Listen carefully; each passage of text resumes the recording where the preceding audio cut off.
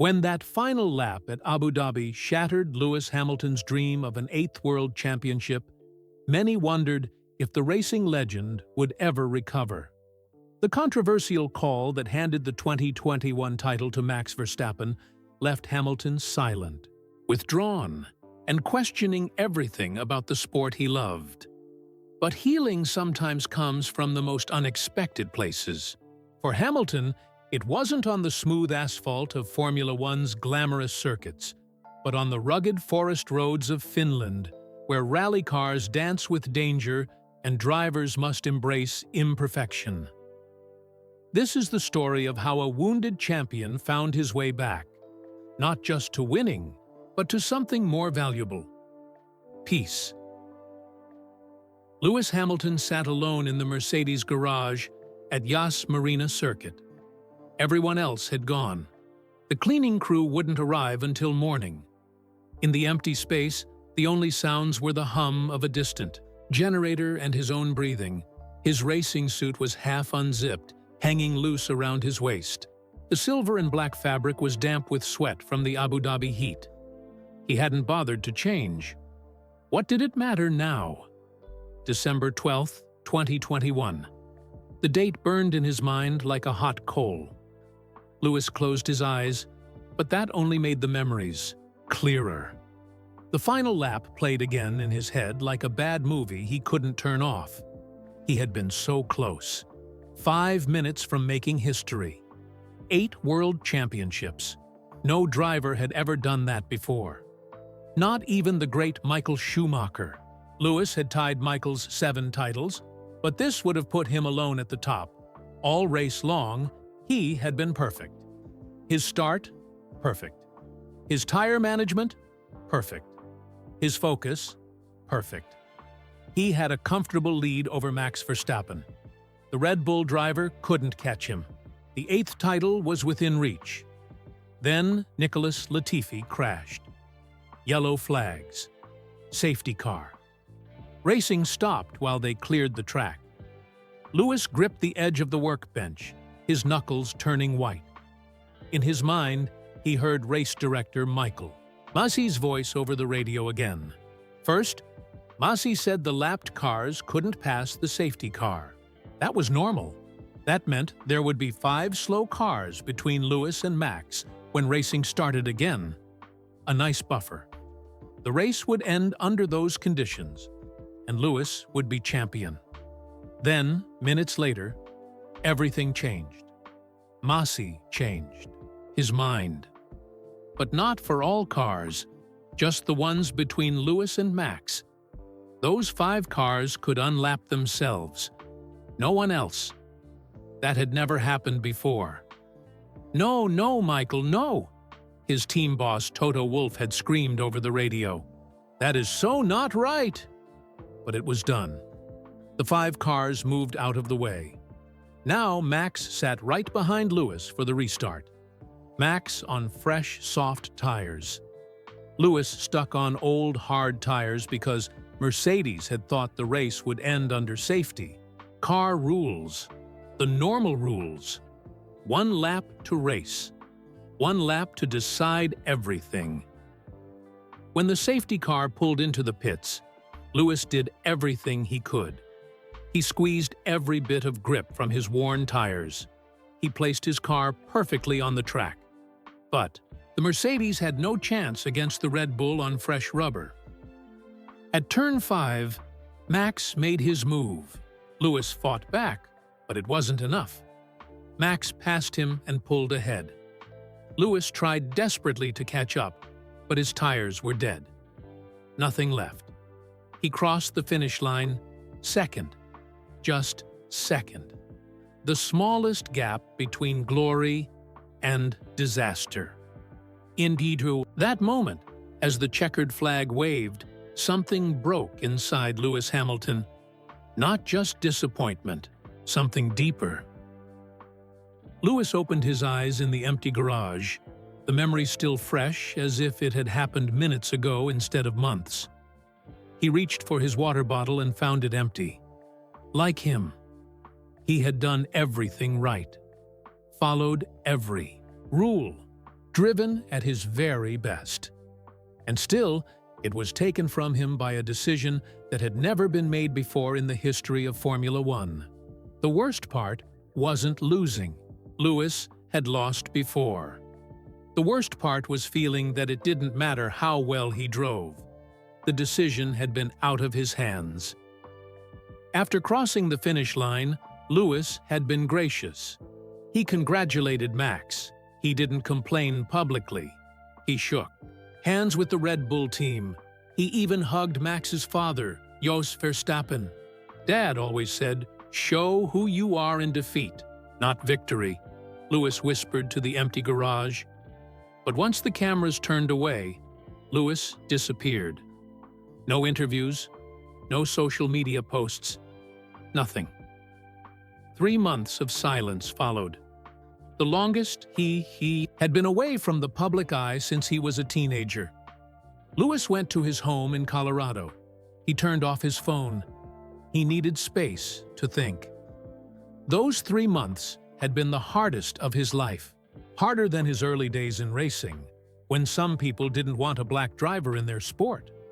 Harder than the seasons when his car wasn't competitive. Harder than previous championship losses, because for the first time since he was 8 years old, Lewis Hamilton wondered if he still wanted to race. Racing had been his life.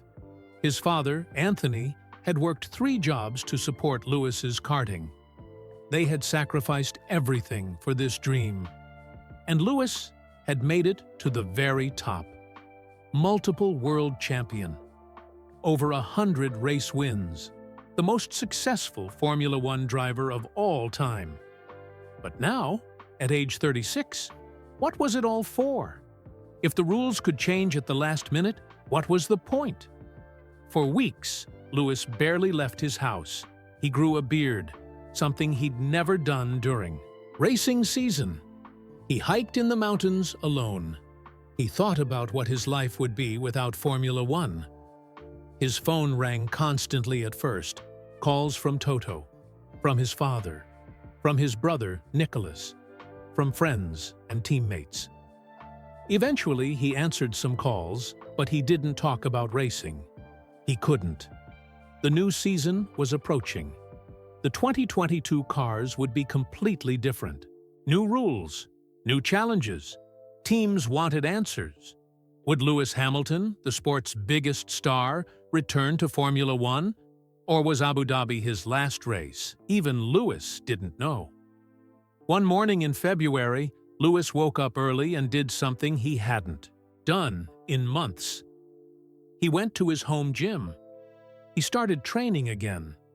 Not because he had decided to return, but because he needed to feel something familiar. As he pushed through his workout, memories flooded back. His first kart race. His first championship. The day McLaren called to offer him a Formula One seat. His first Grand Prix win in Canada. His first world title in 2008, won by a single point on the last corner of the last lap. All the battles with great drivers. Fernando Alonso, Jenson Button, Sebastian Vettel, Nico Rosberg, and now Max Verstappen. Could he really walk away? 2 days later, Lewis called Toto Wolff. "I'll be at testing next week," was all he said. The media exploded with the news. Lewis Hamilton would return for the 2022 season. Fans were thrilled. Mercedes was relieved. Formula One executives breathed easier. Their biggest star was coming back.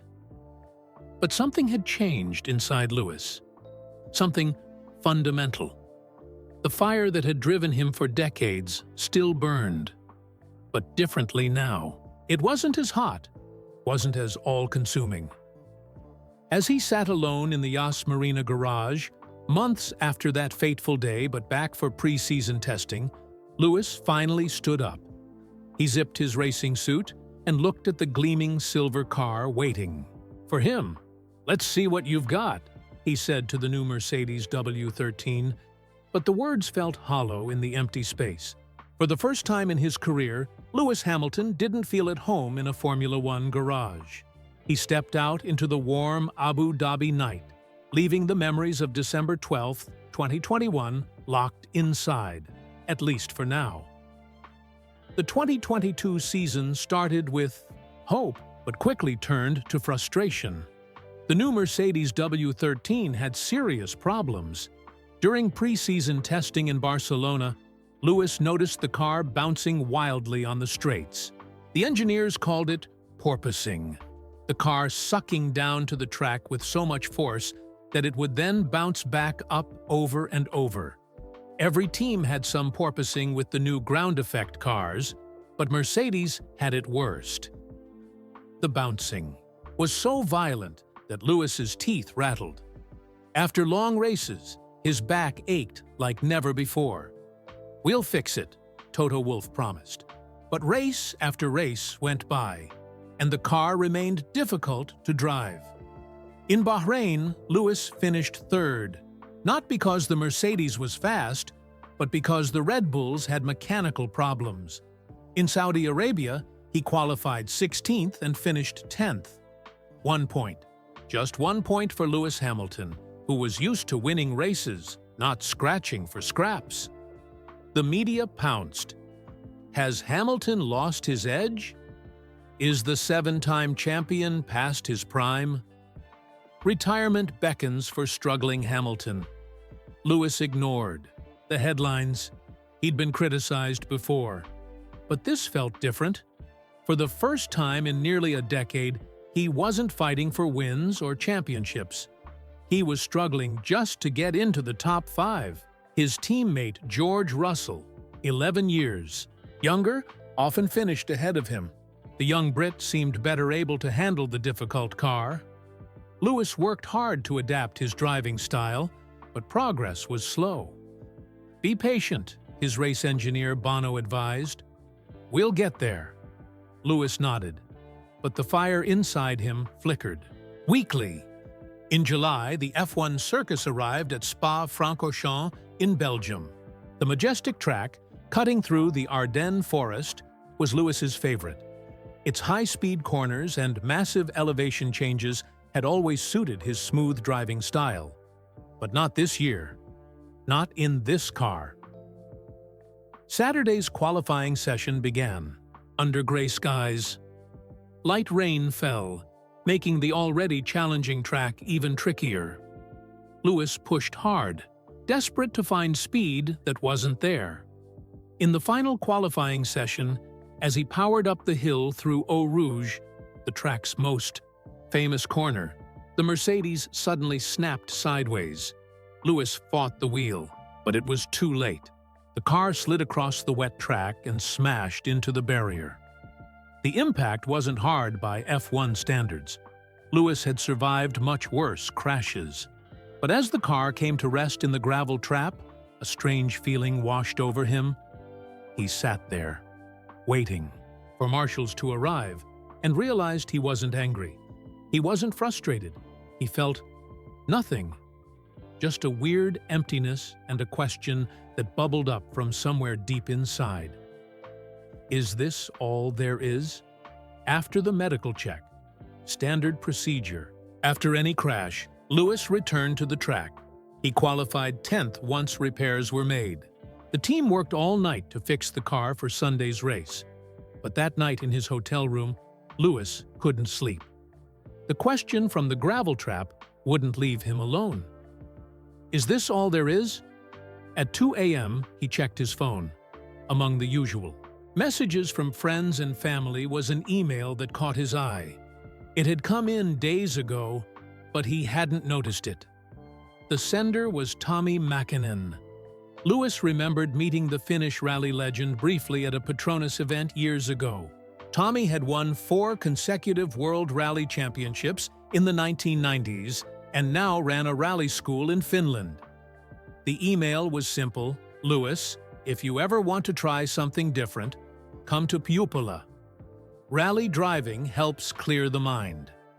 No politics, no team orders, just you, the car, and the forest. My door is always open to you." Tommy Lewis stared at the message. Rally driving? The thought had never crossed his mind. Formula One and rally were different worlds. F1 was precise, clinical, perfect. Rally was wild, unpredictable, raw. On a whim, Lewis hit reply, "Tommy, thank you for the invitation. I'll be there during the next break." As soon as he sent it, Lewis wondered if he'd regret it. What did he know about rally? What if he made a fool of himself? What if word got out that Lewis Hamilton was testing rally cars while struggling in F1? But something about the idea felt right. Something about forests and dirt roads and no crowds appealed to him in a way he couldn't explain. The next day, Lewis finished the Belgian Grand Prix in 6th place. Not terrible, but still far from where he wanted to be. In the cool-down room before the podium ceremony, Max Verstappen, now leading the championship again, tried to make small talk. "Tough weekend, huh?" Max said. Lewis nodded but said nothing. What was there to say? Max was winning. Lewis was struggling. The racing world had moved on, even if Lewis was still stuck in Abu Dhabi 2021. After the race, Toto asked about Lewis's plans for the upcoming 2-week break. "Going somewhere quiet," Lewis said. "Need to clear my head." Toto looked concerned but didn't press. "Take whatever time you need. But we're counting on you for Zandvoort." Lewis nodded. He packed light, just one small bag. No designer clothes, no jewelry. Nothing that screamed F1 superstar. Just comfortable clothes, his passport, and a notebook. 3 days later, a private plane touched down at a small airfield near Jyväskylä, Finland. As Lewis stepped onto the tarmac, the cool, clean air filled his lungs. Pine forests stretched to the horizon. No cameras, no fans, no reporters. A rugged pickup truck waited nearby. Beside it stood a man with weathered features and calm eyes. Tommi Mäkinen. He didn't offer a handshake or a big welcome, just a simple nod. "Ready to try something new?" Tommi asked. For the first time in months, Lewis Hamilton smiled. A real smile that reached his eyes. "More than ready," he replied. Lewis tossed his bag into the back of Tommi's pickup truck and climbed into the passenger seat. The vehicle was nothing like the luxury cars he was used to, just a practical, mud-splattered tool for navigating Finland's rugged landscape. They drove in silence for nearly 20 minutes. No small talk, no questions about Formula One, no mention of championships or controversies. Just the rumble of the engine and the passing scenery of dense pine forests, occasional lakes, and small wooden houses. Lewis rolled down his window, letting the crisp Finnish summer air wash over him. Clean, fresh, so different from the hot, fuel-scented atmosphere of a racetrack. "Jyväskylä is just ahead," Tommi finally said, breaking the silence. "They call it the Athens of Finland because of the university and culture. But for people like us, it's the home of Rally Finland." Lewis nodded. He knew about Rally Finland, one of the fastest and most prestigious events in the World Rally Championship. Drivers averaged over 125 kilometers per hour on gravel roads lined with trees. No runoff areas, no safety barriers, just skill, courage, and a co-driver shouting directions. "How long have you been teaching rally driving?" Lewis asked. "Since I retired from competition," Tommi replied. 15 years now. I like showing people a different kind of racing. More natural." They passed through Jyväskylä's center, a mix of modern buildings and older wooden structures. People walked the streets casually, enjoying the long summer evening. A few glanced at the truck, but no one recognized Lewis with his cap pulled low and his beard grown out. 20 minutes later, they turned onto a narrow dirt road. A small sign read Mäkinen Rally School in Finnish and English. The facility was nothing like the gleaming, high-tech F1 factories Lewis was used to. Just a few simple buildings, a large garage, and what looked like several kilometers of winding dirt tracks, cutting through the surrounding forest. Tommy parked in front of the main building. "You'll stay here," he said, pointing to a small cabin near a lake. "It's basic, but clean. We start tomorrow at 7. Lewis grabbed his bag and headed to the cabin. Inside was a single room with a bed, table, chair, small kitchen area, and bathroom. Through the window, he could see the sun reflecting on the lake. He checked his phone. No signal. Perfect. For the first time in months, Lewis Hamilton felt his shoulders relax. Morning came early, with sunlight streaming through the thin curtains. Lewis had slept better than he had in ages. No dreams about Abu Dhabi. No replays of that final lap. At the garage, Tommy was already working on a white rally car, a Toyota GR Yaris with rally modifications. Beside him stood an older woman with short gray hair and weather-lined features. She wore practical clothes and had a no-nonsense expression. "Lewis, this is Karina Niemela," Tommy said. She was one of Finland's best co-drivers in the 1970s and 80s. "Now she teaches at my school. She'll be working with you." Karina gave Lewis a firm handshake. Her palm was calloused, her grip strong. "Formula One is about perfection," she said without preamble, her English accented but clear. "Rally is about imperfection, finding peace in chaos." She tossed Lewis a helmet. "Let's see if you can handle it." Lewis caught the helmet, surprised by Karina's directness. In F1, everyone treated him with careful respect. This woman clearly didn't care about his 7 world championships. After a brief introduction to the rally car's controls, similar to F1 in some ways, completely different in others, Lewis found himself behind the wheel with Karina in the passenger seat. No co-driver notes yet, just a simple instruction: follow the track and get a feel for it. The moment Lewis pulled away from the garage, he knew this was unlike anything he'd experienced. The car bounced and slid on the dirt surface. Every small steering input created a different reaction than he expected. The engine roared as he accelerated down a straight section, but when he braked for the first corner, the car didn't slow predictably like his Mercedes. Instead, it slid sideways, kicking up a rooster tail of dust. Lewis overcorrected, nearly putting them into the trees. "Too much F1 in your blood," Karina commented calmly, as if they hadn't just narrowly avoided a crash. "You're fighting the car. The road is not your enemy." Lewis gritted his teeth and tried again. The next corner went better, but he was still struggling to find a rhythm. In F1, he knew every millimeter of the track, braking at precisely the same point lap after lap. Here, the surface changed constantly.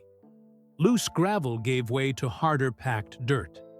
Sunny sections alternated with patches of shadow where the ground stayed damp. After an hour, Lewis returned to the garage, frustrated and sweating. His arms ached from wrestling with the steering wheel. Dirt covered the once white car. "You're fighting the road," Karina said as she climbed out. "The road always wins that battle." "Then what am I supposed to do?" Lewis asked, irritation creeping into his voice. "Dance with it," she replied. "Rally isn't about conquering, it's about flowing." Lewis frowned. The advice seemed too abstract to be helpful. He was used to concrete feedback. Brake 5 meters later, take more curb, adjust the differential. "Enough for today," Tommy said, seeing Lewis's expression. "Rest. Watch some videos. We try again tomorrow." That evening, Lewis sat on the small dock behind his cabin, watching the sun create golden patterns on the lake surface. In the distance, he could hear birds calling and the occasional splash of fish jumping. Another rally car growled somewhere. In the forest, probably another student at Tommy's school. The sound faded in and out as the car moved through the trees. Louis closed his eyes and listened to the engine note, trying to picture the car's position just from the sound. Rising revs for acceleration, a quick drop for gear changes, the distinctive pop of anti-lag system on the turbocharger. He realized he was smiling. Despite the frustrating first session, there was something pure about this place, about rally driving. No politics, no stewards' decisions, no millions of fans watching every move. Just a car, a driver, and the eternal challenge of going fast over unpredictable terrain. For the first time since Abu Dhabi, Lewis Hamilton felt something new stirring inside him. Not the fire of competition exactly. Something else. Something like freedom.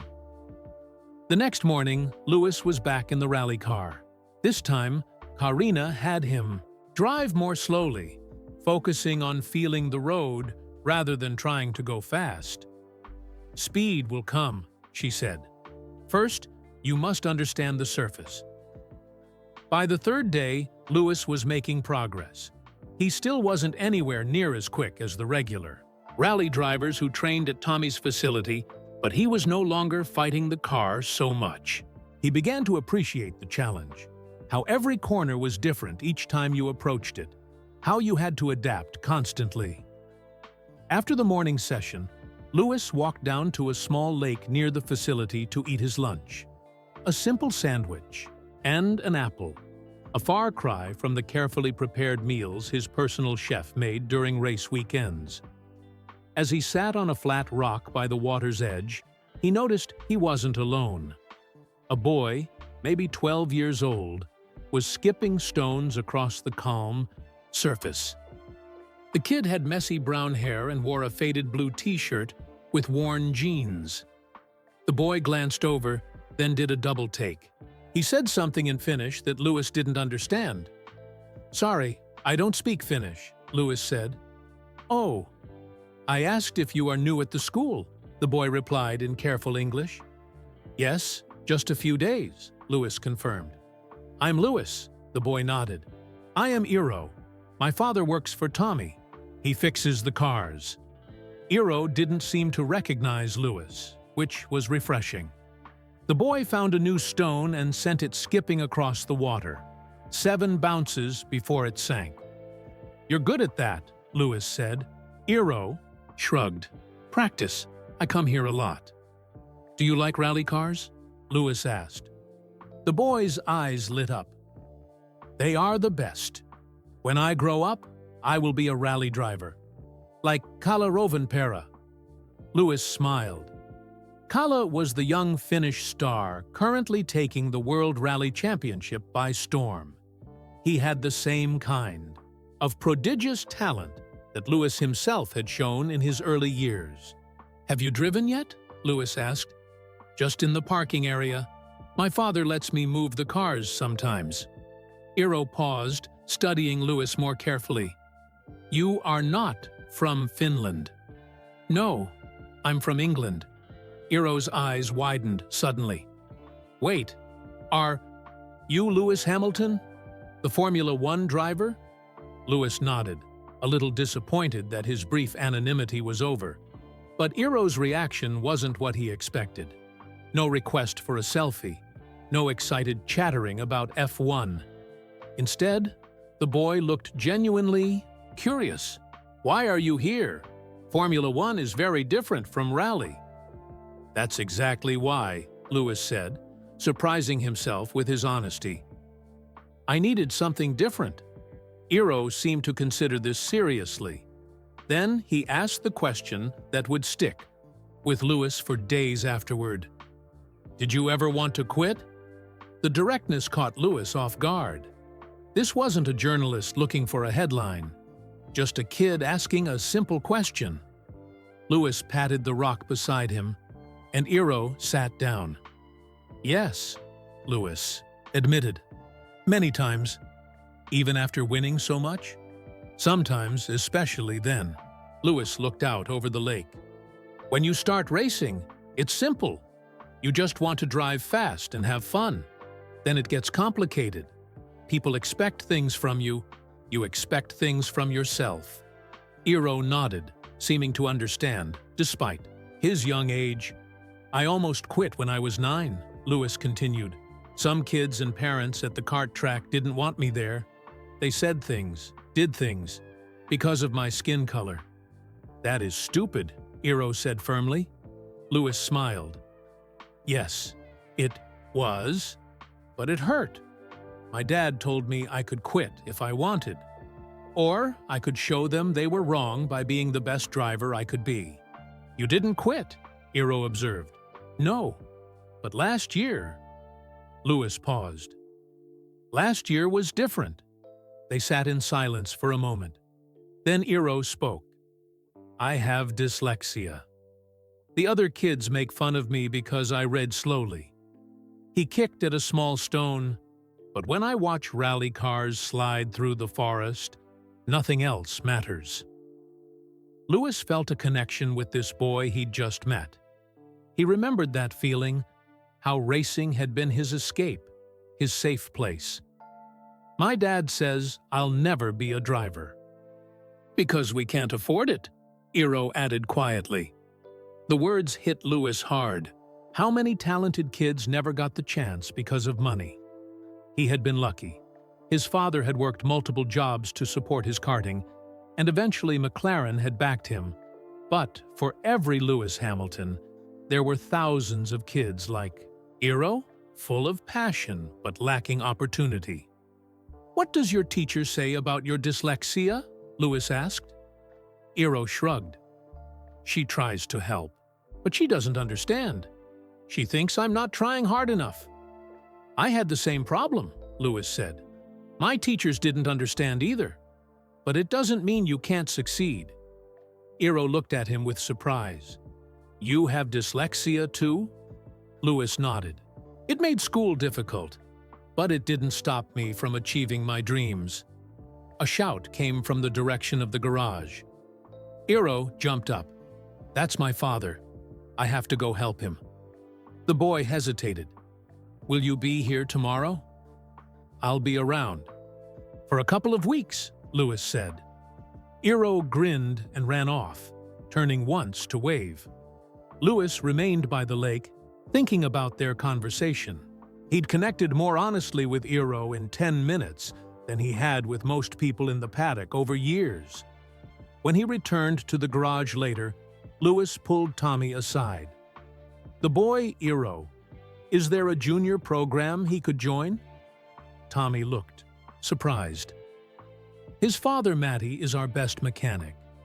But they struggle financially since Matty's wife died. There is talent in the boy, but... He shrugged in that distinctly Finnish way. Lewis nodded, an idea forming in his mind. Let me think about it, he said. The next morning brought a new challenge. Lewis arrived at the garage to find Karina holding a stack of papers. Today, we work with pace notes, she announced. Lewis had seen rally co-drivers reading pace notes on videos, the rapid-fire instructions that described upcoming corners and hazards. But he had no idea how to interpret them. In Formula One, you memorize the track, Karina explained. In rally, that's impossible. The stages are too long, conditions always changing.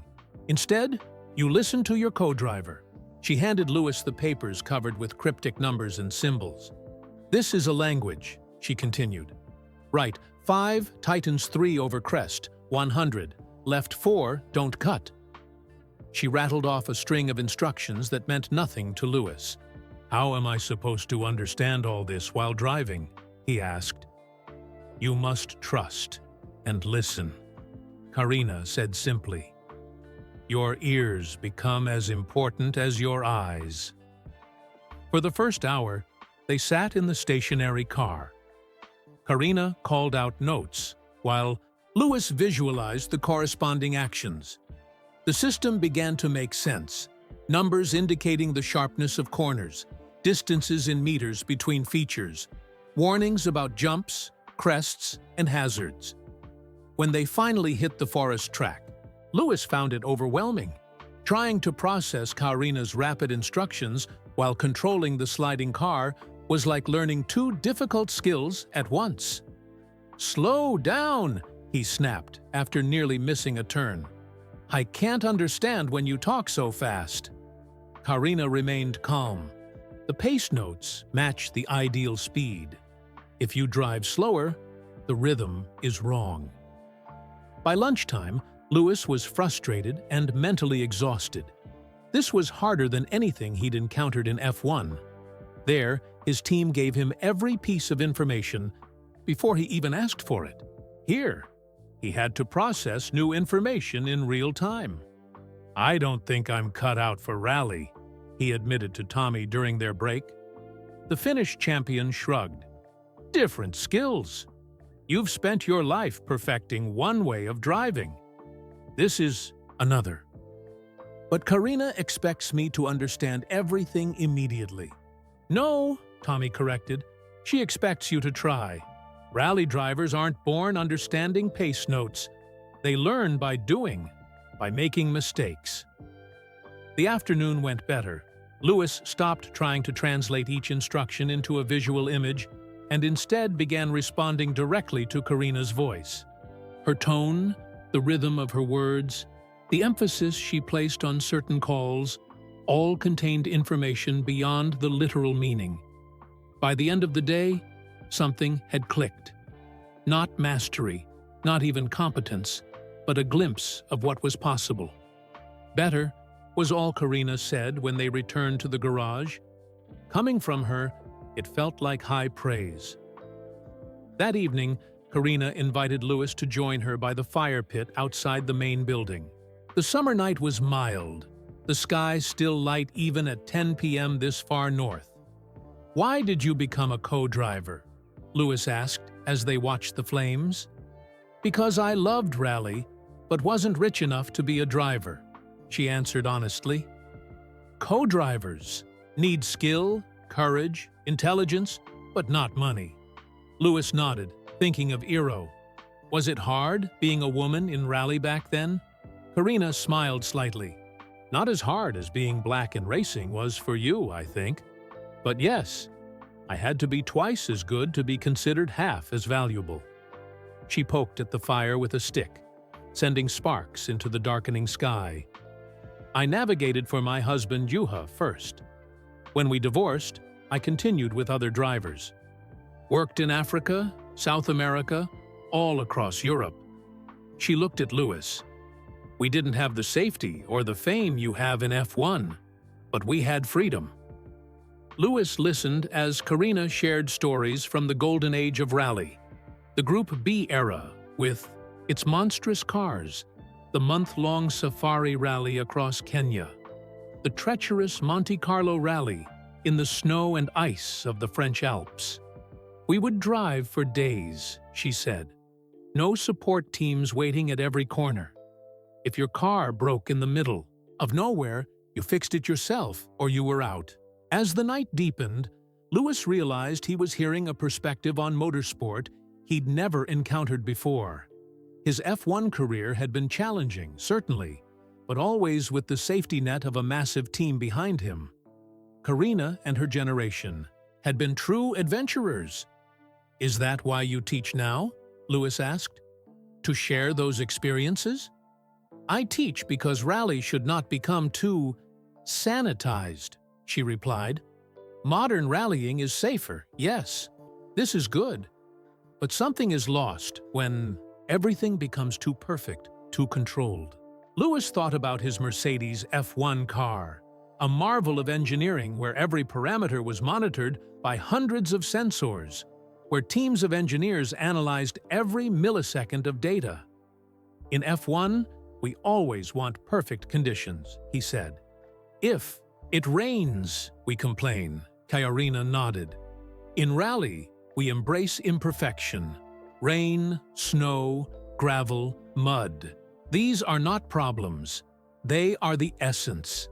As they sat in comfortable silence, Lewis reflected on their conversation. In Karina's stories, he heard something that resonated deeply. a purer connection to the act of driving, uncomplicated by politics and technology. "Tomorrow," Karina said as she stood to leave, "we try something more difficult." "I'll be ready," Lewis replied, and for the first time since arriving in Finland, he actually believed it. The next 2 weeks brought steady progress. Lewis spent every day at the wheel, learning the language of rally. Karina proved to be a demanding but fair teacher. When Lewis mastered one skill, she immediately introduced a harder challenge. They practiced on different surfaces: gravel, dirt, mud, even a stretch of tarmac that behaved nothing like an F1 circuit. They drove in sunshine and rain. Each condition required adjustments to his technique. Lewis also spent time with Eero whenever the boy visited the rally school. They would talk about racing, about school, about Eero's struggles with reading. Lewis shared techniques that had helped him cope with dyslexia, simple tricks that Eero's teachers had never suggested.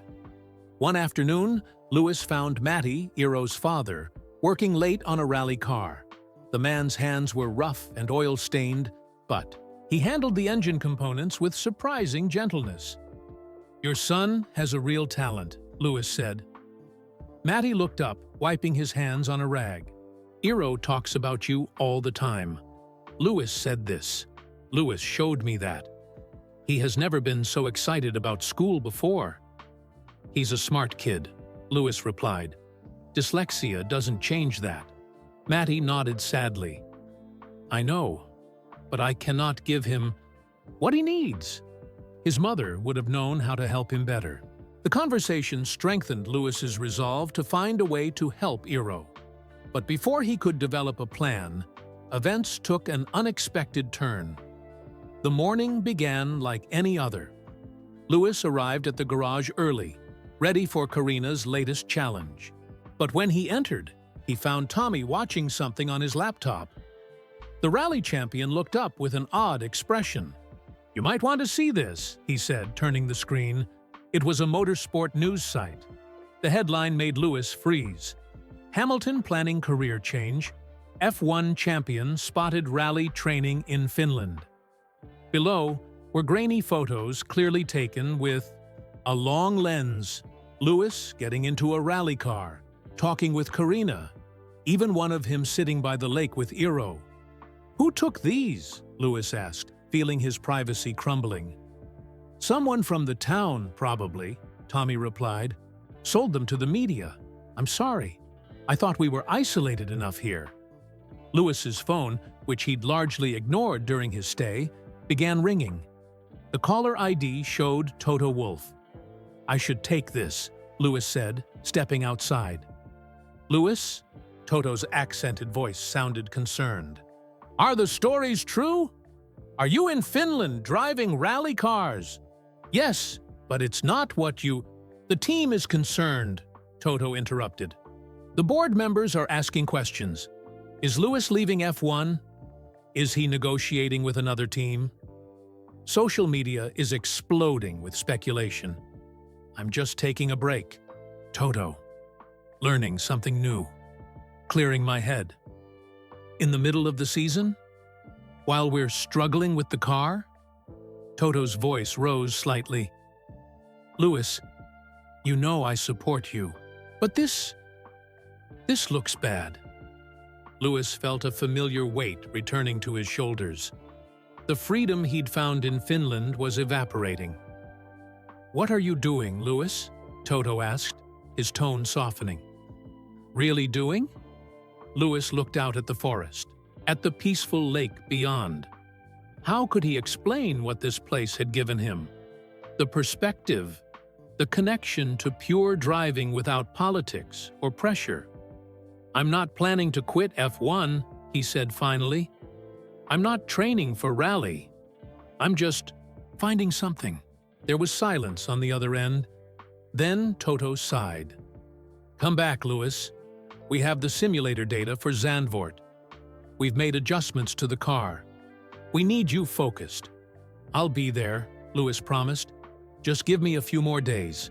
After hanging up, Louis walked back to the garage feeling deflated. Karina took one look at his face and nodded. "The outside world has found you," she said. "It wasn't a question." "I need to leave tomorrow," Louis replied. "Get back to real life." "This is also real life," Karina reminded him. "Just a different part." That evening, Louis packed his small bag. His 2 weeks in Finland had felt like stepping into another dimension, one where his value wasn't measured by pole positions and podiums. Now that bubble had burst. He walked down to the lake for one last sunset. The water reflected the orange and pink sky, creating a perfect mirror image. Louis found the flat rock where he often sat and settled onto it. Footsteps crunched on the gravel behind him.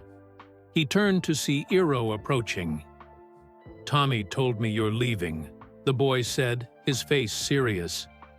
"I have to get back to my team," Louis explained. "Are you leaving because people found out you're here?" The directness of the question startled Louis. He considered lying, then decided against it. "Maybe," he admitted. "That's silly," Eero said with a child's honesty. "Who cares what they think?" Louis stared at the boy, struck by the simple wisdom of his words. Who did care? The media that had criticized him for years? The online trolls who attacked him no matter what he did? Even the fans who loved him wanted something from him. Wins, records, entertainment. When had he started living for other people's expectations? "You know," Louis said slowly, "you're absolutely right." Eero grinned, pleased to have said something that impressed his hero. "Will you come back someday?" the boy asked. Louis looked out over the lake, then back at Eero. The weight that had settled on him after Toto's call began to lighten. "Actually," he said, "I think I might stay a little longer." As darkness fell over the Finnish forest, Louis, Hamilton made a decision that would change more than just his vacation plans. The next morning, Louis called Toto back. "I need 1 more week," he said firmly. "I'll miss the simulator session, but I'll be ready for Zandvoort." Toto was silent for a moment. "This is not like you, Louis." "Maybe that's the point," Louis replied. "I'll see you in a week." After hanging up, Louis sought out Tommy. He found the rally champion in his office, studying weather forecasts. "I'd like to try something more challenging before I leave," Louis said. "A full rally stage with a co-driver. The real experience." Tommy looked surprised but pleased. "This is possible. We have access to closed sections of the Rally Finland route for testing, but it would take preparation." "How long?" 2 days to learn the notes, 1 day for the drive. If you're serious." "I am," Louis said. When he told Karina his plan, she nodded thoughtfully. "I will be your co-driver," she said. It wasn't an offer, but a statement of fact. The next 2 days were intense. Louis and Karina sat for hours with maps and videos, studying every corner and crest of the 30-kilometer stage. Karina created detailed pace notes, explaining each symbol and instruction. "This corner looks simple, but the surface changes mid-turn," she would point out. Or, "Here, you must listen carefully. Right 6 becomes right 4 very quickly." Louis absorbed it all. The work reminded him of his F1 preparation, but more complex. In F1, a lap might take 90 seconds and have 15 corners. This rally stage would take over 20 minutes and have hundreds of turns, each unique. While they prepared, Tommy's team readied a more powerful rally car, a full WRC spec Toyota with sequential gearbox, advanced suspension, and nearly 400 horsepower. "This is not a school car," Tommy warned. "It will be much more aggressive." On the morning of the 3rd day, they set out before dawn. Louis and Karina drove to the starting point in silence, both focused on the challenge ahead. The stage was in a remote part of the forest, sealed off from public roads. A local rally official who owed Tommy a favor was there to give them the proper starting procedure. Louis sat in the rally car, hands tight on the wheel, waiting for the countdown. 5, 4, 3, 2, 1, go! The Toyota leapt forward, all four wheels spinning as Louis launched it down the forest road.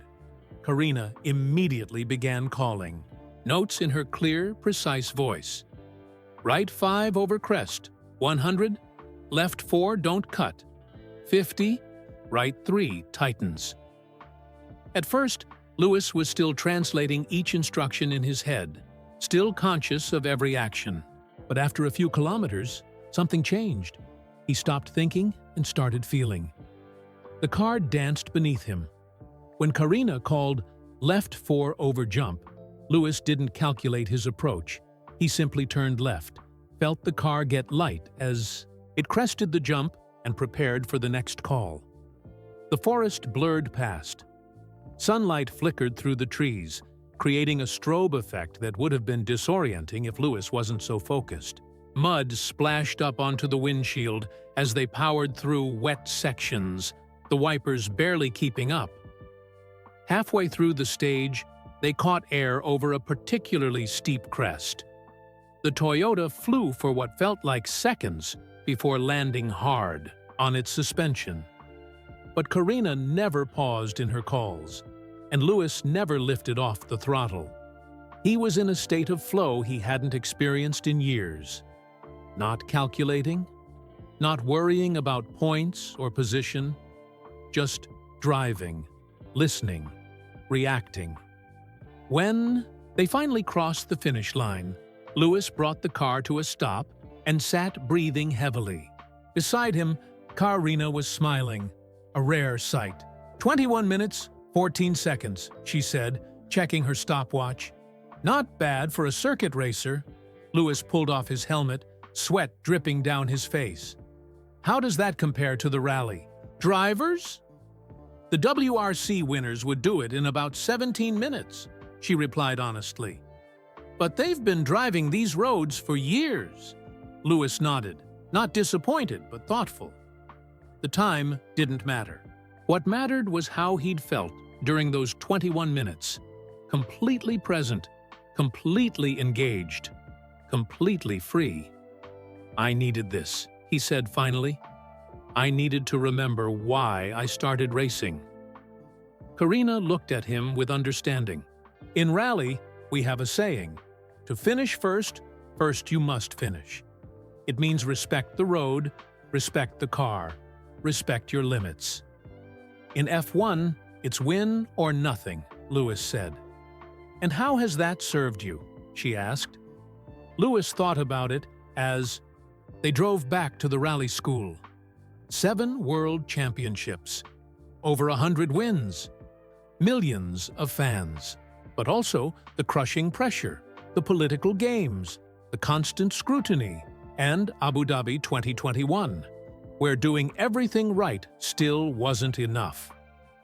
I've been racing since I was 8 years old, he said finally. It's always been about the next. Win the next championship. I never stopped to ask if I was still enjoying the journey.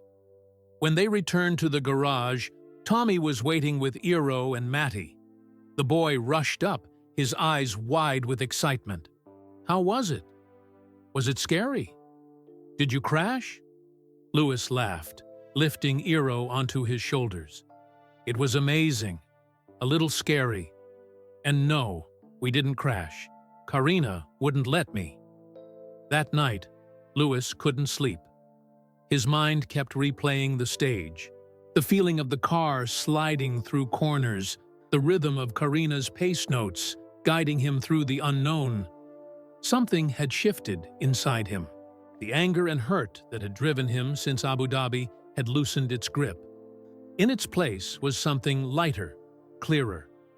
He took out his phone and wrote a message to his brother Nicholas. I think I found something I lost a long time ago. The reply came quickly. "What's that?" Lewis stared at the screen for a long moment before typing, "Joy." The next morning, Lewis knew what he had to do. It wasn't about leaving F1 or starting a rally career. It was about carrying what he'd learned in Finland back to his world. As the sun rose over the lake, Lewis Hamilton began to see a path forward he hadn't imagined before. 3 days later, Lewis landed at Brussels Airport. From there, a Mercedes team car drove him directly to the Circuit de Spa-Francorchamps for the Belgian Grand Prix. As they approached the track, Lewis felt strangely calm. The pressure that usually built before a race weekend seemed distant. The media swarmed him the moment he entered the paddock. Cameras flashed. Microphones thrust toward his face. Everyone wanted to know about Finland. Is it true you're considering switching to rally? Were you testing with Toyota's WRC team? Are you unhappy at Mercedes? Lewis gave them a smile that revealed nothing. "I was just on holiday," he said, walking past them toward the Mercedes garage. Inside, the team greeted him with a mixture of relief and curiosity. Some seemed unsure how to act around him after his uncharacteristic disappearance. Bono, his race engineer, simply gave him a hug. "Good to have you back," he said. "The car's got some updates. Nothing revolutionary, but it should help with the bouncing." Lewis nodded, slipping back into his F1 routine. Engineering meetings, simulator data, track walk, physical preparation. But something was different. He carried Finland with him, the forest roads, Karina's lessons, Eero's simple wisdom. In the first practice session, Lewis felt the Mercedes beneath him. The car still wasn't right, still bounced on the straights, still lacked the downforce of the Red Bull and Ferrari. But instead of fighting against these problems, Lewis began working with them, like floating over the changing surfaces of a rally stage. "The car feels alive," he told Bono over the radio after setting the fourth fastest time. "What did you do? In Finland?" Bono asked later, reviewing the telemetry. "Your inputs are smoother, more connected." Lewis just smiled. How could he explain that he'd learned to listen to the car in a different way? Qualifying brought unexpected success. While the Mercedes still lacked ultimate pace, Lewis extracted everything possible from it. Third place, his best qualifying position of the season. "Where did that come from?" asked a journalist in the post-qualifying press conference. "I've been exploring different approaches," Lewis answered cryptically. Before the race on Sunday, Lewis visited the Mercedes hospitality area and found a surprise. Eero and his father Matti stood awkwardly in the entrance, looking out of place among the sleek corporate design and well-dressed team personnel. "What are you doing here?" Lewis asked, genuinely shocked. "You invited us," Matti said, offering a handshake. "The tickets and passes arrived 3 days ago." Lewis had arranged it before leaving Finland, but hadn't been sure it would happen so quickly. The boy's eyes were wide as he took in the F1 paddock. "I've never been to an F1 race," Eero said in wonder. "Neither have I," Lewis joked. "Not like this." He gave them a tour of the garage, introduced them to the team, showed Eero the steering wheel with its countless buttons and dials. The boy asked thoughtful questions that made the engineers smile. His dyslexia hadn't dampened his sharp mind at all. "Can I watch from the garage during the race?" Eero asked hopefully. "Even better," Lewis replied. "You'll be with Toto in the command center. Best view in the house." As Lewis prepared for the race, he caught sight of Eero sitting beside Toto Wolff, headphones dwarfing his small head. The Raibi boy gave him a thumbs up. Something settled in Lewis's chest, a sense of purpose beyond his own success or failure. When the lights went out, Lewis made a perfect start. For the first time in the season, he wasn't just participating, he was racing. The car still wasn't the fastest, but Lewis drove with a freedom he hadn't felt in years. "Great drive, Lewis," Bono said as he crossed the finish line in second place, a podium that had seemed impossible weeks ago. "Welcome back." In the cool-down room before the podium ceremony, Max Verstappen eyed him curiously. "You seem different," the Dutchman observed. Lewis nodded. "I am." Later, as champagne sprayed and cameras flashed, Lewis spotted Eero cheering from below the podium. The boy's joy mirrored what Lewis had rediscovered in Finland, the pure love of racing that had nothing to do with politics or controversy or history.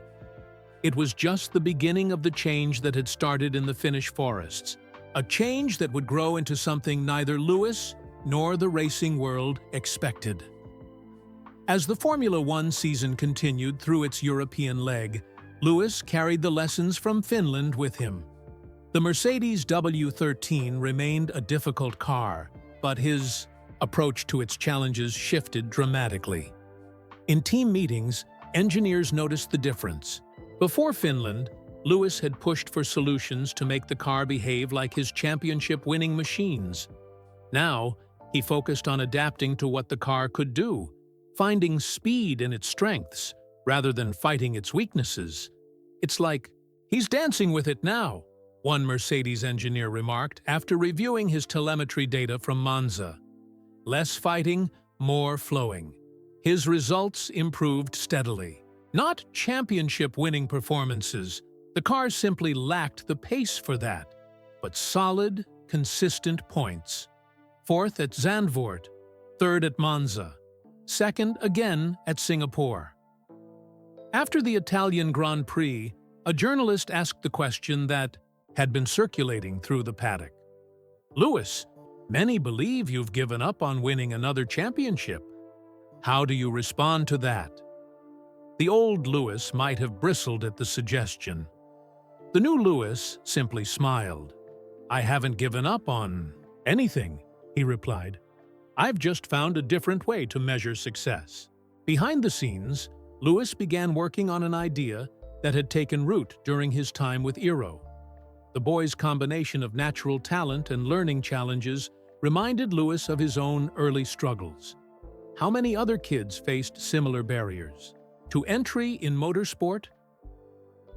During a rare weekend off, Lewis met with his business team and lawyers. Together, they drafted plans for a foundation focused on helping children with learning differences who dreamed of motorsport careers.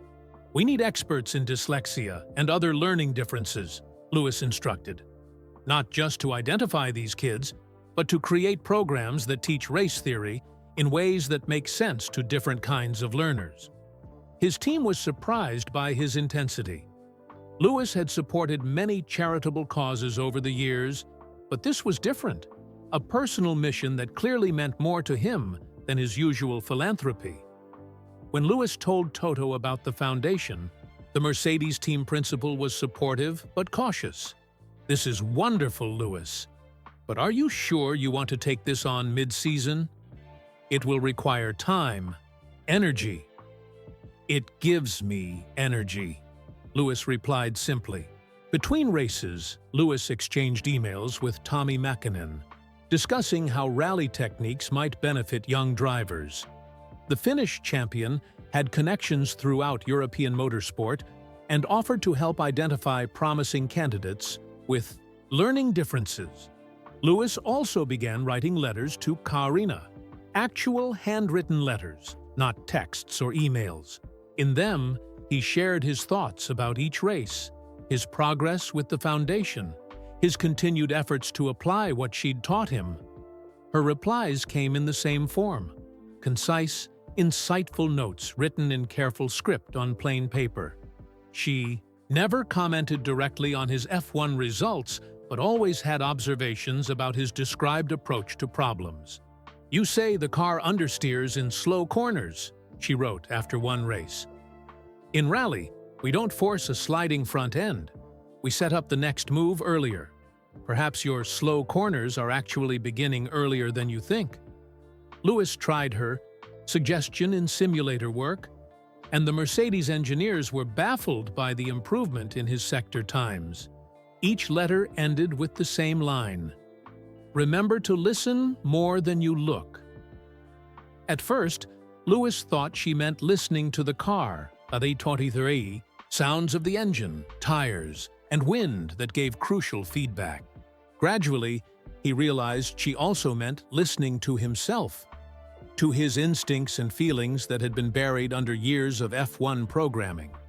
During a rain-soaked race at Silverstone, this inner listening led to his first win of the season.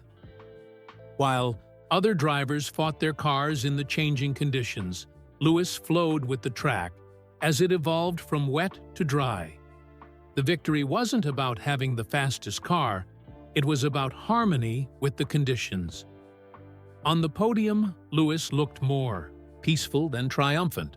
In his post-race interview, he dedicated the win to "a teacher who showed me a different path." Eero had been watching from home in Finland.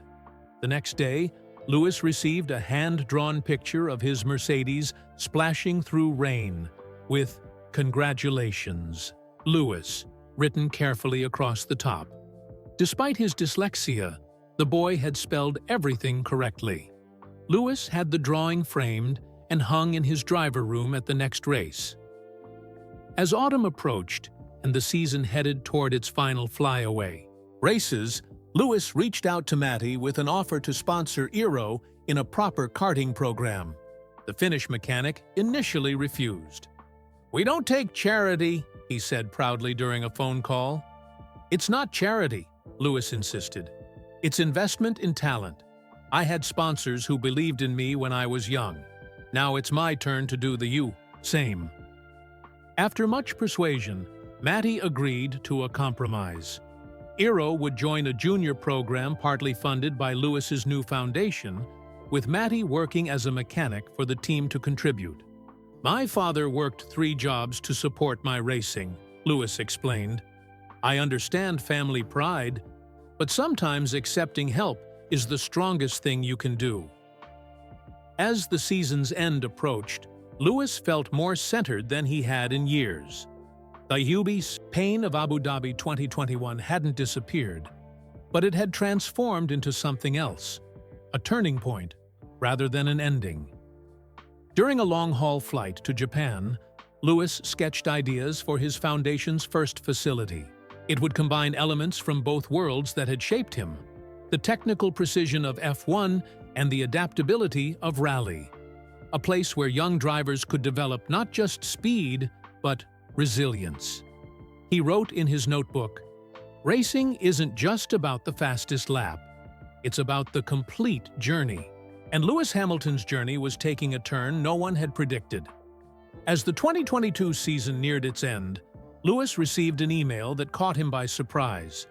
It came from the organizers of Rally Finland, one of the most prestigious events in the World Rally Championship calendar.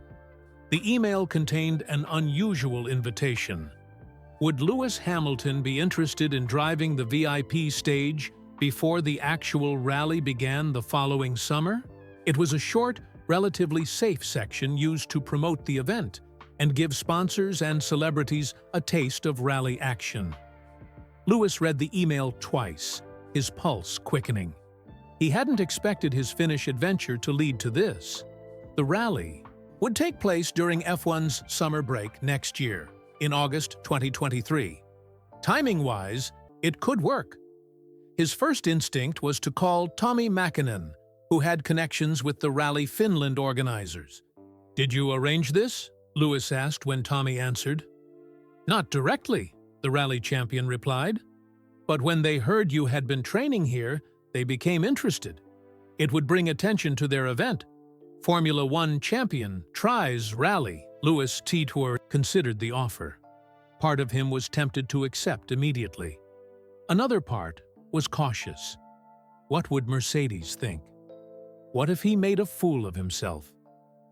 "I need advice," Lewis said. "Can I call Karina?" 20 minutes later, he was on the phone with his rally mentor. Lewis explained the invitation and his concerns. "You're not ready for a real rally," Karina said bluntly. "But this you can do." "Would it be worth doing?" Lewis asked. "It's just a short promotional stage." "Every kilometer on a rally road teaches you something," she replied. "Even a short stage." Lewis checked his F1 calendar. There was a 3-week summer break that coincided with Rally Finland. He could participate without affecting his F1 commitments. The more he thought about it, the more right it felt. That evening, Lewis replied to the Rally Finland organizers. He would accept their invitation with one condition. He wanted Karina Niemela as his co-driver. Their response came quickly. They were delighted Lewis had accepted and would be honored to have Karina join him. She was a respected figure in Finnish rally history, and her participation would add to the event's prestige. Lewis called Karina with the news. "I'm too old," she protested. 65 is not an age to start co-driving again." "I'm not asking anyone else," Lewis insisted. "It has to be you or I won't do it." There was a long silence before Karina responded. "Very well," she said finally. "But we will prepare properly. No playing around.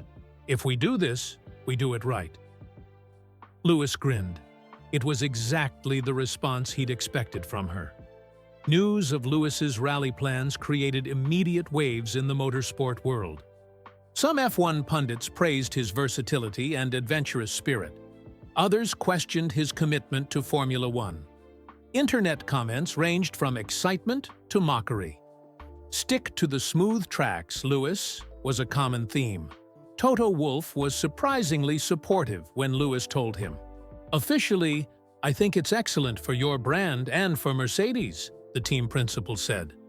"Unofficially, please don't crash. We need you in one piece for the second half of the season." Lewis promised to be careful, but refused to back down. Something about this challenge had captured his imagination. It wasn't about proving himself to critics, or even about testing his skills. It was about honoring the journey that had helped him rediscover his love for racing. As the F1 season concluded, Lewis found himself operating in two worlds. His day job remained Formula One, where he had climbed to fourth in the championship despite the car's limitations. But his mind often drifted to the forests of Finland and the challenge that awaited him next summer. During the winter break, Lewis made several trips to Finland to train with Karina. They developed a system, a rhythm, a shared language. She taught him the finer points of reading the road, of anticipating rather than reacting. "In F1, you react to what is happening now," she explained during one session. "In rally, you must act based on what is coming next." Lewis brought Eero into his preparation process. The boy had an instinctive understanding of rally that Lewis lacked. They spent hours watching onboard footage of Rally Finland stages, with Eero pointing out details Lewis would have missed. "See how the gravel changes color here?" Eero would say. "That means it's harder underneath. You can brake later." Lewis was amazed by the boy's observational skills. Dyslexia might have made reading difficult for Eero, but it seemed to enhance his ability to interpret visual information. Lewis made sure to include these insights in the training program for his foundation. As spring turned to summer and the 2023 F1 season progressed, Lewis found himself bridging two worlds: the precise, controlled environment of F1 and the wild, unpredictable world of rally. He trained for both, discovering surprising ways they complemented each other. Engineers at Mercedes became curious about rally technology. A friendly exchange began between the F1 team and Tommy's rally experts. They discovered innovations in each discipline that could benefit the other. The F1 summer break finally arrived. Lewis had secured podium finishes in the last 3 races. The Mercedes was improving, But as his plane landed in Finland, Lewis felt a weight lift from his shoulders.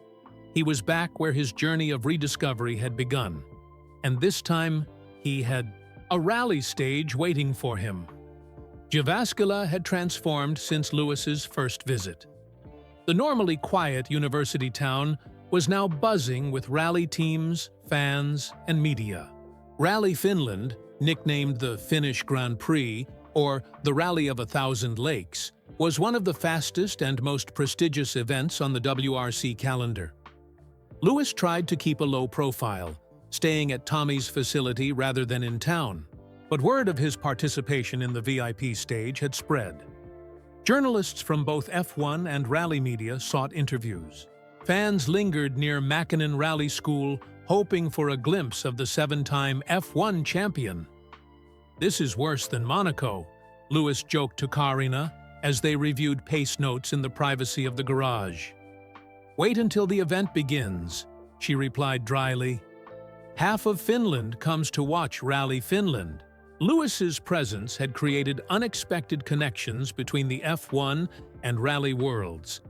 Technical directors from several F1 teams had reached out to their rally counterparts, curious about suspension systems that could handle rough terrain at high speeds. Rally engineers, in turn, were interested in F1's aerodynamic solutions. Even more surprising were the Mercedes engineers who had asked to come observe.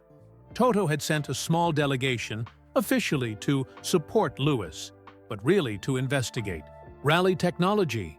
They arrived with curious eyes and notepads full of questions. "Suspension travel is the big difference," explained one of Tommy's technicians, showing the Mercedes engineers the rally car Lewis would drive. "Your cars have maybe 30 millimeters of travel. Ours have over 250. Lewis found the technical exchange fascinating. He'd been in F1 so long that he'd forgotten there were other approaches to making cars go fast. Rally required a completely different philosophy, building for adaptability rather than absolute performance. "It's like comparing a surgeon to a battlefield medic," Lewis observed to Toto during a phone call. "F1 is precise, controlled, perfect. Rally is about making the best of constantly changing situations. Just don't get too attached to their approach," Toto replied, only half joking. "We need you back in the surgeon role for Spa." Lewis laughed, but the conversation stayed with him. He'd spent his career mastering the surgical precision of F1. Finland had taught him the value of adaptability. Could he somehow combine these approaches? As the VIP day approached, Lewis and Karina practiced on closed roads. At 65, she was still sharp, her timing perfect. They developed a rhythm together, Lewis translating her calls into action with increasing fluidity. Eero joined their preparation sessions whenever his school schedule allowed. The boy was now competing in a junior karting series, sponsored by Lewis's foundation. He divided his time between karting and rally, soaking up knowledge from both disciplines. "You're going to be a double threat," Lewis told him. "Circuit racing and rally skills in one package." "Like you?" Eero asked. "I'm just a tourist in the rally world," Lewis replied. "You could be the real deal in both." The day before the VIP stage, Lewis made time for a visit to a local children's hospital. His foundation had arranged it quietly, with no media present. He spent hours talking with young patients, signing autographs, and sharing stories. One girl in particular caught his attention. Minna was 11 years old and recovering from a serious illness. Her room was decorated with drawings of race cars, some F1, some rally, all showing remarkable detail despite being drawn by a child. "Racing helps me forget I'm sick," she told Lewis, showing him her latest creation. "When I draw cars going fast, I feel like I'm going fast too." Lewis sat with her, longer than scheduled, discussing the differences between rally cars and F1 machines. Minna had strong opinions about aerodynamics that made him laugh with their unexpected insight. Before leaving, Lewis gave her his race gloves, signed with a message: "Keep fighting. The finish line is just ahead." Back at his cabin that night, Lewis couldn't sleep. His mind wasn't on the rally stage he'd drive tomorrow, but on all the connections that had formed since his first visit to Finland. Carina, with her tough wisdom, Eero and his natural talent, Minna and her brave spirit, Tommy bridging two motorsport worlds, even the Mercedes engineers finding common ground with rally technicians. What had started as a personal escape had grown into something larger, something that connected people across different backgrounds, ages, and disciplines. Lewis realized how close he'd come to walking away from racing after Abu Dhabi 2021. If he had, he would never have discovered this new path, never have met these people, never have found this perspective. Racing wasn't just about championships, it was about connections, about inspiring kids like Eero and Minna, about learning from mentors like Carina, about pushing boundaries between different motorsport disciplines. In the darkness of his cabin, Lewis Hamilton felt something settle inside him, a sense of purpose larger than winning or losing. The controversial end to the 2021 season had broken something in him. But here, in the forests of Finland, among people who cared more about the journey than the trophies, he had found a way to make those broken pieces into something new. When dawn came, Lewis was ready.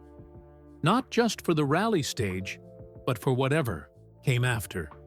He dressed simply, rally overalls instead of his usual designer clothes. No jewelry except for a single bracelet Eero had made him, braided from string with a small wooden charm. As he stepped outside, the morning sunlight filtered through the pine trees. In the distance, he could hear the distinctive sound of rally cars warming up. His car, a specially prepared Toyota GR Yaris with his number 44 on the door, waited at Tommy's garage. The next step of Lewis Hamilton's journey was about to begin, and for the first time in years, he had no idea where it might lead. That was the most exciting part. Rally Finland Week transformed Jyväskylä into a motorsport carnival. The central areas of town were filled with team displays, merchandise stands, and food vendors. Music played from outdoor stages. Fans from across Europe wandered the streets wearing their favorite driver's colors. Lewis moved through the crowd wearing a simple cap and sunglasses. Sometimes he was recognized, mostly he wasn't.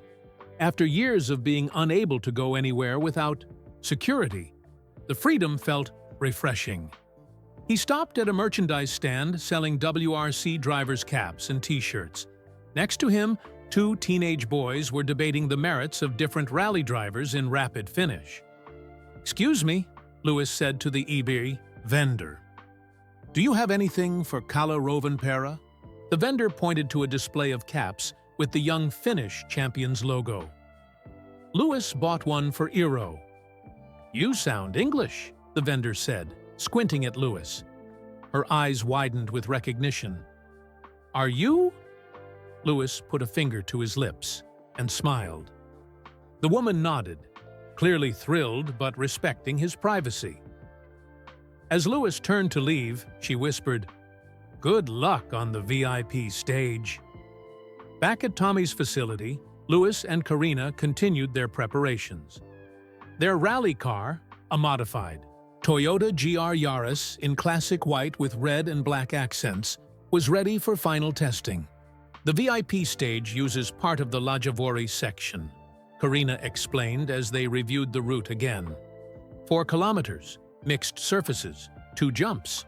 Nothing too technical, but not simple either. Lewis nodded, studying the pace notes they'd developed. "Any particular challenges?" "The second jump comes after a fast right turn. Land wrong, and you'll slide into the trees." She pointed to the spot on their rudimentary map. "Approach it with respect." They practiced on closed roads for most of the day. Lewis felt increasingly comfortable with the car and Karina's calls. The Toyota responded differently than an F1 car. More forgiving in some ways, more challenging in others. "You're still using too much steering input," Karina observed after one run. "Let the car slide more. Use the throttle to position it." Lewis adjusted his approach, feeling the car rotate under throttle rather than steering alone. It was counter to his F1 instincts, but worked beautifully on the loose surface. "Better," Karina nodded. "You're starting to think like a rally driver." That evening, WRC teams paraded their cars through Jyväskylä's center in a tradition that drew thousands of spectators. Following the current stars, historic rally cars also processed through the streets, Lancias, Audis, and Fords that had made rally history. Lewis watched from the sidelines with Eero and Matti. The boy provided running commentary on each car and driver, his knowledge impressive for his age. "Tomorrow it's your turn," Eero said excitedly. "Will you be nervous?" "A little," Lewis admitted. "It's good to be nervous sometimes. It means you care." Later that night, after Eero and Matti had gone home, Lewis received a call from an unexpected source. "Max Verstappen. Heard you're driving rally tomorrow," the Dutchman said. Lewis and Max had maintained a professional relationship since Abu Dhabi 2021, but they weren't close. This call was surprising. "News travels fast," Lewis replied. "My father did some rally," Max said. "He always said F1 drivers don't know what real driving is until they try it." There was a pause. "Just wanted to wish you good luck." "Thanks, Max. That means a lot." The call was brief but significant. Perhaps time was healing old wounds, or maybe their shared love of motorsport transcended past rivalries. The day before the VIP stage, Lewis made one more visit to the Children's Hospital. Minna was having a difficult day with her treatment, but her face lit up when Lewis entered her room. "I made something for you," she said, her voice weak but determined. She handed him a carefully folded paper crane. "My nurse taught me. It's for good luck." Lewis held the delicate paper creation carefully. "It's beautiful. I'll keep it with me tomorrow." "Will you win?" she asked. "It's not a race against others," Lewis explained. "It's a challenge against the road and myself. But I'll do my best for you." Minna nodded. "My dad says sometimes being sick is like that too. Not a race against other people, but a challenge I have to face." Lewis looked at the young girl with new respect. "Your dad is very wise." That night, Lewis couldn't sleep. Not from nerves about the rally stage, but from the realization of how much racing meant to so many people, and how close he came to walking away from it all. Racing wasn't just his career. It connected him to people like Eero, dreaming of a future in motorsport, people like Minna, finding strength through her passion for cars, people like Karina, passing wisdom to the next generation. The controversy of Abu Dhabi 2021 had nearly robbed him of these connections. By focusing only on the championship, he'd almost lost sight of racing's deeper meaning. Morning came with perfect rally weather, clear skies but cool temperatures, ideal for engine performance. Lewis arrived at the service area where the VIP stage participants prepared.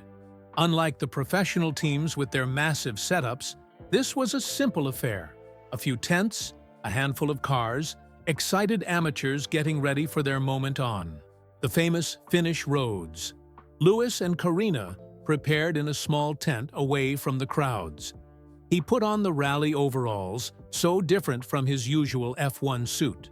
They were lighter, more flexible, designed for longer stages, and the possibility of having to exit the car quickly in rough terrain. As they walked to their car, Lewis carried Minna's paper crane carefully in his pocket. The small Toyota waited, its white paint gleaming in the morning light. "Ready?" Karina asked, her voice steady as always. Louis looked at the forest ahead. This wasn't a smooth F1 track with runoff areas and safety barriers. It was raw, unpredictable, dangerous in its own way, but it was also beautiful, real, honest. "Ready?" he confirmed. They climbed into the car, strapped themselves in, and moved toward the start line. Lewis Hamilton was about to add another chapter to his racing story, one no one, including himself, had ever expected. The VIP stage start area buzzed with activity.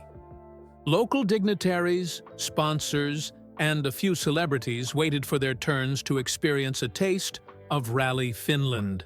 Some looked nervous, others excited. Lewis noticed a Finnish ice hockey star and a popular rock singer among the participants. Unlike the others, Lewis wasn't there for the experience alone. He and Karina had prepared like professionals. This mattered to them, not as a publicity stunt, but as a genuine test of what they'd built together. As their start time approached, Lewis and Karina took their positions in the car. Lewis adjusted his helmet and gloves, then gently touched, the paper crane tucked into a pocket of his rally suit. A small crowd had gathered to watch. Lewis spotted Tommy Mäkinen standing with the Mercedes engineers. Aero was there too, practically bouncing with excitement as he clutched a video camera. The starter approached. 1 minute. Lewis took a deep breath and looked to his right, where Karina sat with her pace notes ready. The veteran co-driver gave him a single, confident nod. 30 seconds. Lewis focused on the forest road ahead. Unlike an F1 start with its lights and perfectly groomed track, this was raw and simple. Just a timer, a road, and whatever lay beyond the first corner. 10 seconds. 5, 4, 3, 2, 1, go! Lewis launched the Toyota forward, all four wheels spinning as they bit into the gravel surface. The car rocketed toward the first corner, a fast right that opened into a straight section. Right, 5 over crest, 100, left 4, don't cut. Karina's voice came through his headset, clear and precise. Lewis followed her calls, feeling the car dance beneath him. The Toyota was so different from his Mercedes F1 car, lighter, more nimble, designed to adapt rather than dominate. Through the first kilometer, Lewis found his rhythm. The road changed constantly. Patches of loose gravel gave way to harder packed dirt. Sunny sections alternated with shadowy parts where the surface stayed damp. Right 3 tightens into left 2. Don't cut. Rocks outside, Karina called. Lewis braked later than he had in practice, trusting the car would turn. It did, sliding perfectly through the corner sequence. He was no longer overthinking each instruction. His body was responding directly to Karina's voice. They approached the first jump, a moderate crest that would send the car airborne briefly. Crest jump, 50, right 4, open. Lewis kept the car straight, maintained steady throttle, and felt the wonderful weightlessness as all 4 wheels left the ground. The landing was smooth, the car settling onto its suspension before he turned into the right-hander. The forest blurred past. Sunlight flickered through the trees, creating a strobe effect that would have been disorienting if Lewis wasn't so focused. Mud splashed up onto the windshield as they powered through a wet section, the wipers clearing it just enough to see. Halfway through the stage, they approached the tricky section Karina had warned about. A fast right leading into the second. Larger jump. Right 4 into crest jump. Big air, 100, left 3. Lewis turned in earlier than instinct suggested, setting up the perfect approach to the jump. The Toyota soared higher this time, hanging in the air long enough for Lewis to feel his stomach lift. The landing was harder, but controlled. The car drifted slightly left, exactly as planned, setting up perfectly for the next corner. For the final kilometer, Lewis was in a state of flow he rarely experienced even in F1. Not calculating, not worrying about position or points, just driving, listening, reacting. The finish line appeared ahead. Lewis crossed it at full throttle, then braked hard for the stop box beyond. "Time?" he asked Karina, breathing heavily. She checked her stopwatch. 4 minutes, 14 seconds. Excellent. For a first run! Lewis pulled off his helmet, sweat streaming down his face. His arms ached from wrestling with the steering wheel, but he couldn't stop smiling. Outside the car, applause greeted them. The small crowd had grown larger, word spreading that Lewis Hamilton was on the stage. Phones captured the moment as Lewis and Karina emerged from the Toyota. "How was it?" Tommy asked, approaching with a grin. "Like nothing else," Lewis replied honestly. "F1 is intense, but this is alive." The Mercedes engineers looked both impressed and slightly worried, as if concerned Lewis might be seduced away from F1 by the rally experience. Before Lewis could reassure them, he spotted Eero pushing through the crowd toward him. The boy's face was lit with pure joy. "You did it!" Eero shouted. "I filmed everything. You were flying on that second jump." "We did it," Lewis corrected, including Karina in the moment. "Without her calls, I'd be lost in the forest by now." Karina, usually stoic, allowed herself a small smile. "He learns quickly," she acknowledged.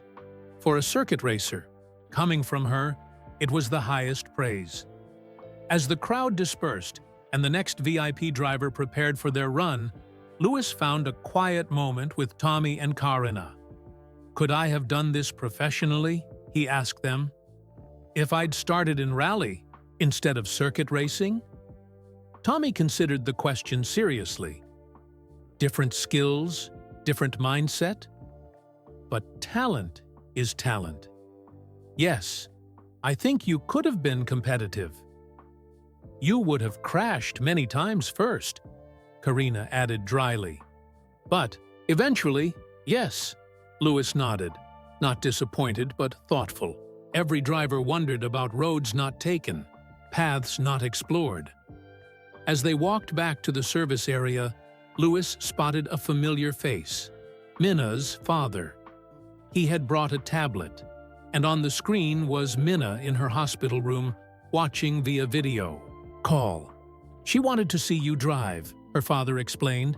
"The nurses helped us set up the stream." Lewis crouched down to speak to the screen. "Did you see it? Did you see us fly?" Minna's tired face lit up. "You were amazing. The car jumped so high." "That was because of your paper crane," Lewis told her. "It gave us wings." The girl's smile made everything, the preparation, the pressure, the attention, worthwhile.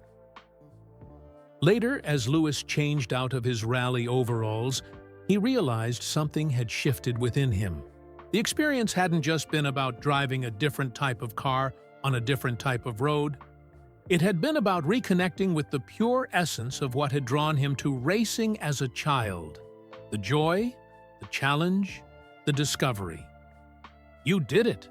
Eero shouted, barging into the changing room, still excited. "Now what?" Lewis smiled at the boy's enthusiasm. It was a good question. Now what, indeed? The rally experience changed something fundamental in Lewis. As he flew back to rejoin the Formula One circus for the second half of the 2023 season, he felt lighter somehow. The burden he'd carried since Abu Dhabi 2021 had transformed into something else, not forgotten, but no longer defining. Lewis arrived at Spa-Francorchamps for the Belgian Grand Prix with a clarity he hadn't felt in years. The Mercedes team noticed immediately.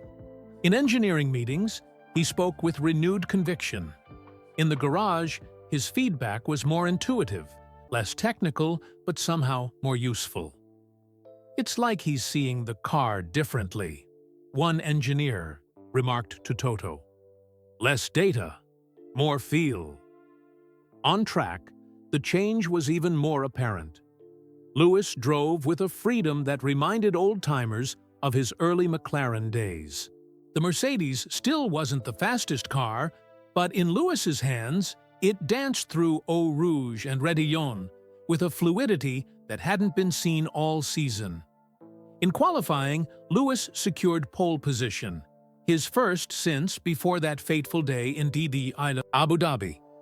When the interviewer asked what had changed, Lewis smiled. "I remembered something I'd forgotten," he said simply. Racing isn't about the perfect lap. It's about the journey to find it. The race didn't bring victory. The Red Bulls still had too much straight-line speed, but Lewis's second place felt like a win. He stood on the podium not with the burning frustration of earlier podiums, but with genuine satisfaction at a race well driven. As the season continued through autumn, Lewis's renaissance became the talk of the paddock. Not because he was winning championships, that wasn't possible with the current car, but because of how he was racing. With joy, with creativity, with a freedom that inspired fans and fellow drivers alike. After a particularly beautiful drive, through the rain at Suzuka, where Lewis made passes that seemed impossible, Max Verstappen sought him out. "Whatever they taught you in Finland," the Dutchman said with genuine admiration, "it's working." "They didn't teach me anything new," Lewis replied. "They reminded me of something I already knew but had forgotten." In the remaining races, Lewis didn't always finish on the podium, but he always raced with heart. The points accumulated. By the final race in Abu Dhabi, yes, once again Abu Dhabi, Lewis had climbed to third in the championship, a remarkable achievement given the car's limitations through much of the season. The irony of returning to Yas Marina Circuit, exactly 2 years after the controversy, wasn't lost on Lewis. But this time, he walked the track with different eyes, not looking for ghosts or nursing grievances, but appreciating the challenge each corner presented. During the driver's parade, a reporter caught up with him. "Lewis, today marks 2 years since the controversial 2021 finale. Do you still feel robbed of your 8th championship?" 2 years earlier, or even 1, the question might have stung. Now, Lewis considered it thoughtfully. "Life isn't about what's taken from you," he replied. "It's about what you discover along the way." The race itself was clean and straightforward. Lewis finished third, securing his place in the championship. On the podium, champagne flowed. Lewis celebrated not just his result, but the journey of rediscovery that had brought him to this moment. After the season ended, Lewis made an announcement that surprised the racing world. Together with Tommi Mäkinen, he was launching a cross-disciplinary racing academy. The facility would be based in England, but with a satellite campus in Finland. They would train drivers in both circuit racing and rally skills, with special programs for children with learning differences like Eero. "The future of motorsport lies in versatility," Lewis explained in the press conference. "The skills that make a great rally driver can help on a circuit. The precision of track racing can improve rally performance. We want to create complete drivers." Behind the scenes, Lewis worked to ensure Eero would be among the Academy's first students. The boy's talent had continued to develop in the junior karting series, his natural feel for vehicle dynamics impressing every coach who worked with him. Minna, too, had a place in Lewis's plans. As she recovered from her illness, Lewis arranged for her to join the Academy's design program, a new initiative focused on engineering and car design for young people with creative talents. Her drawings of race cars had evolved into remarkably insightful technical sketches, Some people drive the future of motorsport, Lewis said when announcing the program. Others will design it. Karina Niemela agreed to visit regularly as a guest instructor, bringing her decades of rally wisdom to a new generation. "Only because you asked," she told Lewis gruffly, "and only a few times a year." The winter months were filled with planning, sessions, facility designs, and curriculum development. Lewis threw himself into the project with the same intensity he brought to racing. This wasn't just a retirement plan or a side project, it was a legacy. Mercedes supported his vision, seeing the marketing potential but also genuinely appreciating Lewis's growth. Toto Wolff personally contributed to the scholarship fund for underprivileged students. "You found your purpose beyond racing," Toto observed during a quiet dinner. "I've never seen you so centered." Lewis nodded. "Racing gave me everything: fame, fortune, fulfillment. But Finland gave me perspective." As plans for the academy progressed, Lewis found himself returning to Finland regularly. Sometimes for business, sometimes just to sit by the lake behind Tommy's rally school. The place had become a sanctuary, a reminder of the turning point in his journey. During one such visit, in the deep Finnish winter with snow covering the forests, Lewis stood at the edge of the frozen lake. The air was so cold it hurt to breathe deeply, but the stillness held a special magic. "I never thanked you properly," he said to Karina, who stood beside him wrapped in a heavy coat. "For what?" she asked. "For helping me see racing differently. For teaching me that it's not always about winning." Karina looked out over the white expanse. "What is it about then, if not winning?" Lewis considered the question carefully. 2 years earlier, before Abu Dhabi 2021, he might have had a different answer. But now, after everything, he understood something deeper. "It's about finding yourself," he said finally, "even when you thought you were lost." 6 months later, Lewis stood on the top step of the podium at Silverstone. The roar of the British crowd washed over him as he lifted the trophy. His first Grand Prix win since 2021, the journey back to victory had been long and winding. The new Mercedes wasn't dominant. The field was too competitive for any one team to rule as they once had. But the car was balanced, predictable, responsive. And Lewis drove it with a freedom that had unlocked new dimensions in his already legendary skill set. In the press conference, journalists noted the difference in him. The Lewis Hamilton of old had been brilliant, but intense, sometimes burdened by the weight of his mission. This Lewis raced with joy, with creativity, with nothing to prove, but everything to explore. "You seem different since your rally adventures," a reporter observed. "More at peace," Lewis smiled. "Finland taught me that there are many ways to approach a corner, in life and in racing." After the celebrations, Lewis returned to his driver room to change. On the table sat a small pile of congratulatory messages, team members, friends, family. But one envelope stood out, plain white, with handwriting he didn't recognize. Inside was a letter from Minna, the girl from the hospital in Finland. Her handwriting was wobbly but clear. "Dear Lewis, I'm out of the hospital now. The doctors say I'm better. My mom says you got better too, but in a different way. I don't understand what that means, but she says sometimes people get sick in their hearts, not just their bodies. Are you still sick in your heart? I hope not. I watched you win today. You looked happy when you were driving. Not just when you won, but during the race, too. That's how I want to be when I grow up, happy during the journey, not just at the finish line. I'm going to be a race car driver someday, or maybe a doctor, or both. Thank you for your gloves. They helped me be brave. Your friend, Minna Lewis, read the letter twice, feeling something shift inside him. Children had a way of cutting through all the noise to the essential truth.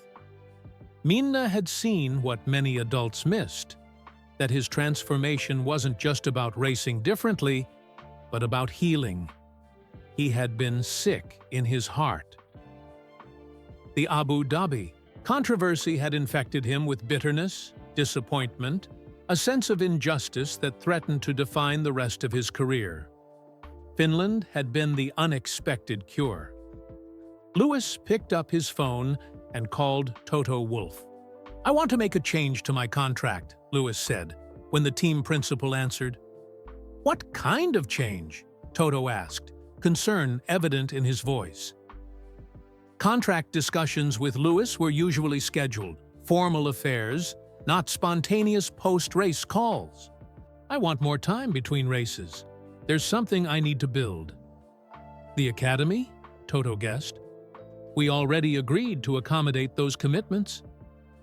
"More than that," Lewis explained. "I want to expand it.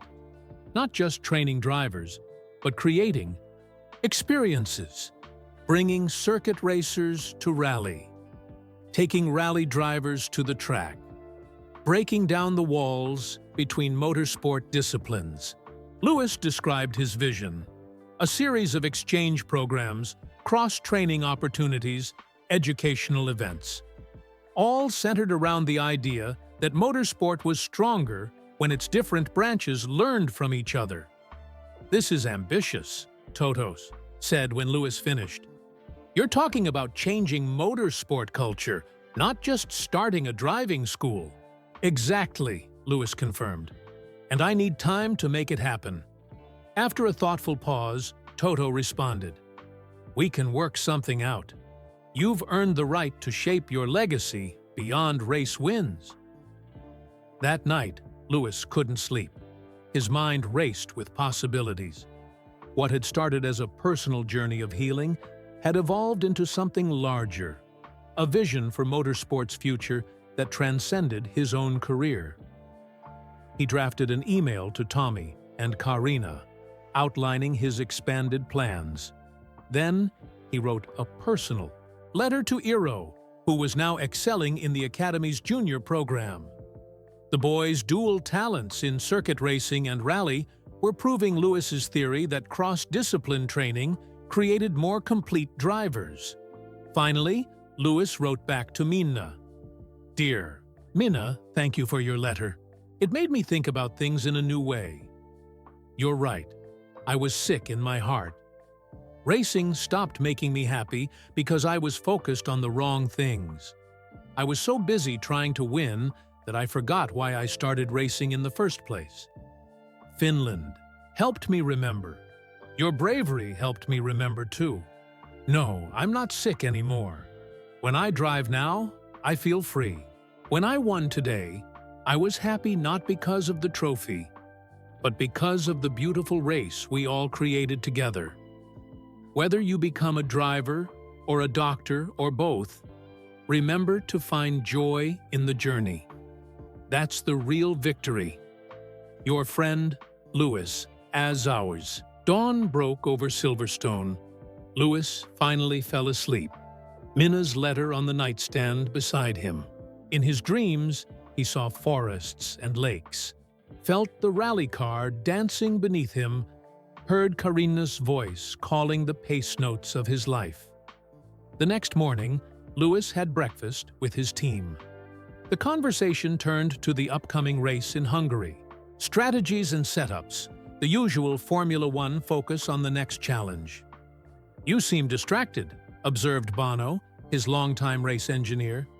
"Just thinking about the future," Lewis replied. "Retirement?" someone asked, voicing the question that often surrounded drivers in their late 30s. Lewis shook his head. "The opposite. I'm thinking about growth, about what comes next." And that was the real revelation of Lewis Hamilton's journey. What had begun as an escape, a retreat to Finnish forests to heal from the wounds of Abu Dhabi 2021, had become a path forward, not just for himself, but potentially for motorsport as a whole. The controversy that might have been the bitter end of his story had instead become the unexpected beginning of a new chapter, one where championships and records were no longer the only measure of success, one where finding himself had proven more valuable than finding the perfect racing line. As Lewis Hamilton looked to the future, only one question remained, the same one Eero had asked after the rally stage. Now what? And this time, Lewis had the beginnings of an answer. I hope you enjoyed this journey through Lewis Hamilton's fictional path to healing and rediscovery. Where are you listening from today? I'd love to know in the comments below. If you enjoyed this story, please like this video and subscribe to the channel for more interesting content like this.